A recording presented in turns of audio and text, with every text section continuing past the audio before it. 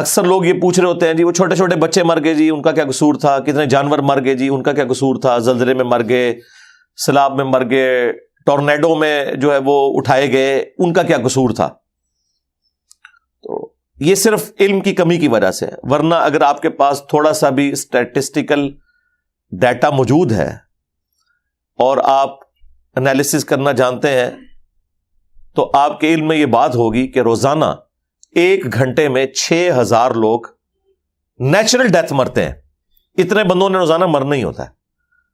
24 گھنٹوں میں 1.5 لاکھ، یعنی ہر 24 گھنٹے میں 1.5 لاکھ لوگ مرتے ہیں. 24 گھنٹے میں 1.5 لاکھ سیکنڈ نہیں ہوتے، 1 لاکھ بھی نہیں ہے سیکنڈ.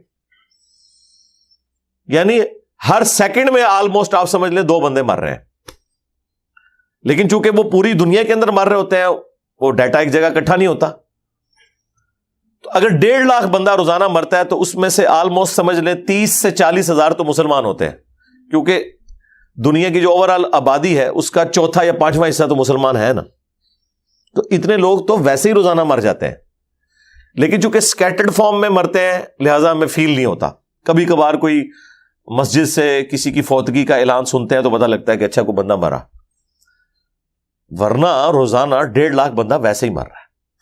تو اس قسم کی جو یکمشت اللہ کی طرف سے ایک ڈیتھ والا ایک سمجھ لیں الارم بجتا ہے نا، وہ پوری انسانیت کے لیے ایک الارم ہوتا ہے کہ تمہیں کسی نے اس پلانٹ ارتھ کے اوپر حالات و واقعات دے کر بھیجا ہے اور الٹیمیٹلی اس نے تمہیں اپنے پاس بلانا ہے.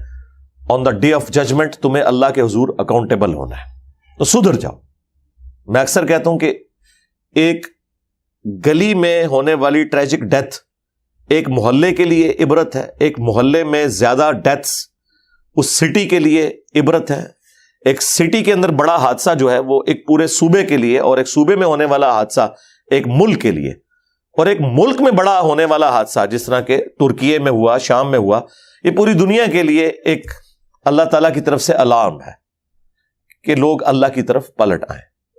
باقی اللہ نے تو اپنی ڈیسٹنی میں پہلے ہی مقرر کیا ہوا ہے کہ جو بھی تکلیف ہے وہ اس نے اپنے ٹائم کے اوپر بھیجنی ہے، وہ نہ آگے ہو سکتی ہے نہ پیچھے.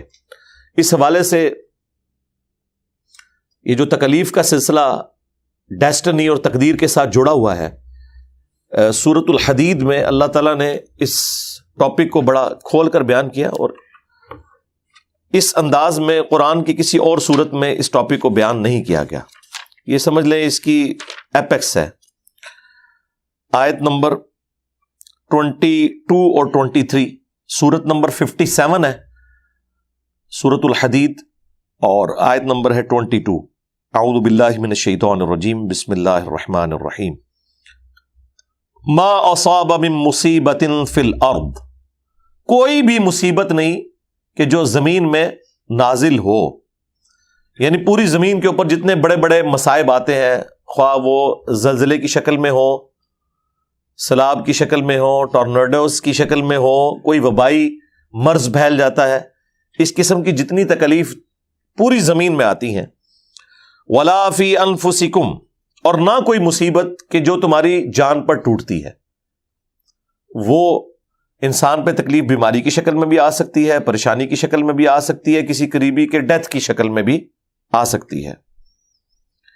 الا فی کتاب من قبل ان نبرأها، مگر یہ کہ وہ اللہ تعالیٰ نے اپنی ہارڈ ڈسک میں لوح محفوظ میں پہلے ہی لکھ لی ہے، اس سے پہلے کہ اللہ تعالیٰ اس مصیبت کو زمین والوں پر یا کسی انڈیویجول کے اوپر بھیجے.